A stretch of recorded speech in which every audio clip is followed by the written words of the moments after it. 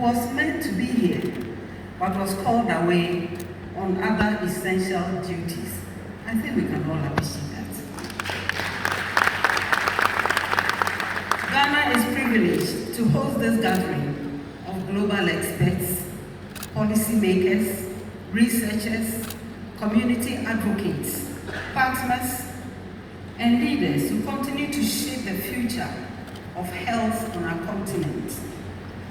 For more than 3 decades, this has been a platform for Africa to reflect, confront hard truths, share scientific breakthroughs, and reaffirm our resolve to end the public health threats posed by AIDS, TB, and malaria.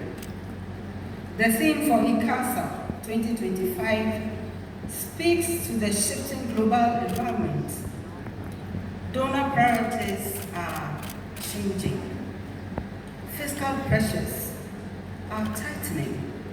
Health emergencies are testing our systems. And the space for global solidarity, though still important, is narrowing.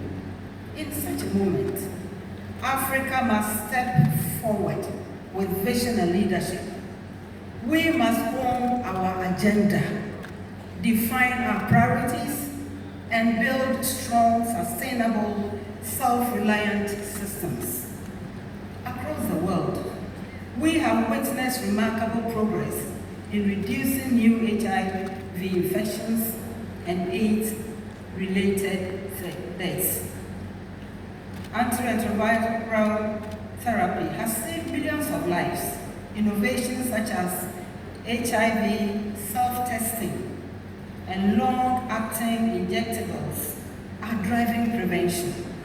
Yet, the pandemic persists and progress is uneven.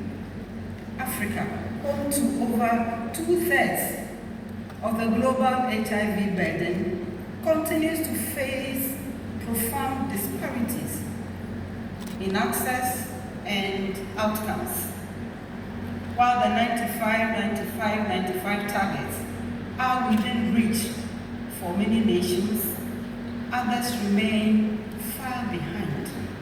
In Ghana, around 65% of people living with HIV know their status, and many are receiving life-saving treatment.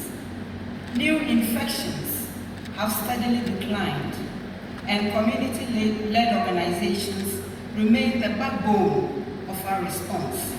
However, we must not forget that these gains are fragile and reversible. They demand sustained political, financial, and social commitment. Young people, especially adolescent girls and young women, account for a disproportionate share of new infections. Stigma and discrimination remain barriers to testing, disclosure, and adherence. And then comes the difficult test: financing. With global support shrinking, Africa must refuse to let her hard-earned gains unravel.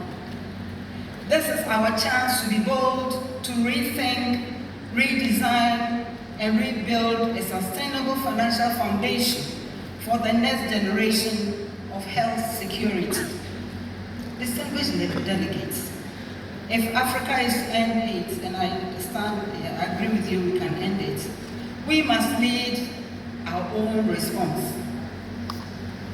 We must strengthen domestic financing, build regional pharmaceutical manufacturing capacity, enhance disease surveillance and laboratory systems, and empower communities and civil society organizations. Earlier this year, Ghana convened the Africa Health Sovereignty Summit to chart a new path for sustainable financing, domestic manufacturing, and resilience. The message was clear: Africa cannot outsource her health security. Our national approach is anchored in our broader reset agenda. This is a long-term strategy to build a self-sustaining, technology-driven, data-enabled, and equitable health system. And its pillars are the following three. One, sustainable and predictable financing. A national HIV response to sustainable roadmap is being developed to secure domestic financing and strengthen accountability. Two, strengthening universal health coverage. Government has uncapped the NHIS to expand fiscal space for essential health services. Three, what we call the Mahama Cares, a lifeline for chronic conditions. The Ghana Medical Care Trust Fund provides support for citizens living with chronic and lifelong conditions. Four, free primary health care. This initiative, to be launched in January 2026, will guarantee access to essential services for every community, decentralizing care and removing financial barriers. And five, local pharmaceutical manufacturing. A feasibility study is already underway to enable local production of HIV commodities, vaccines, and essential medicines, thus reducing dependency on external suppliers. Ladies and gentlemen, prevention must remain at the heart of our strategy. We must invest in behavioral interventions, scale up HIV self-testing, expand targeted programs, and prepare to adopt innovations such as the long-acting PrEP.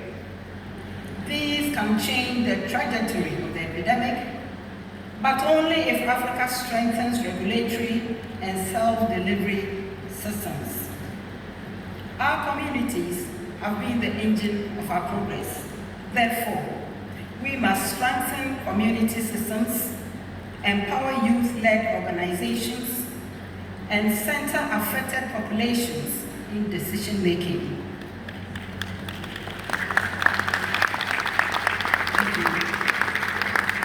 HIV, TB, and malaria are economic threats, and Africa cannot compete globally with a weakened workforce. The private sector must therefore be an active partner in manufacturing, logistics, digital health, wellness, and of course, financing. Distinguished participants, Ghana remains a champion of the African Continental Free Trade Area and is committed to regional collaboration in health, security, innovation, and capacity building.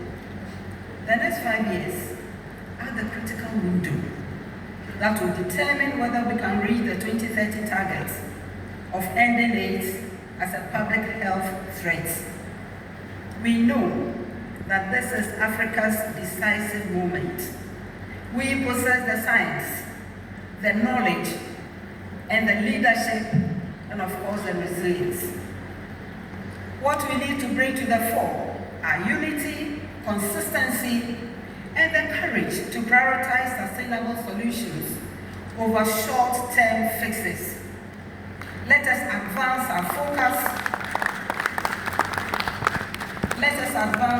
our focus on discipline, scaling integrated sustainable responses that can end AIDS, TB, and of course malaria too, and position Africa for long-term health resilience.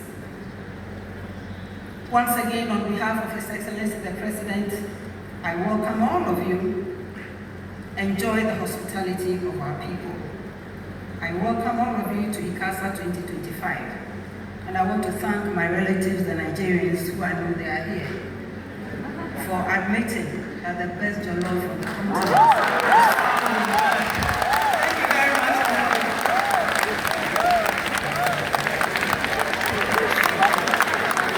Thank you very much indeed. We'd like to invite the First Ladies to join the Vice President to take a photograph. We'd also want to invite all the SAA board members to join the photograph.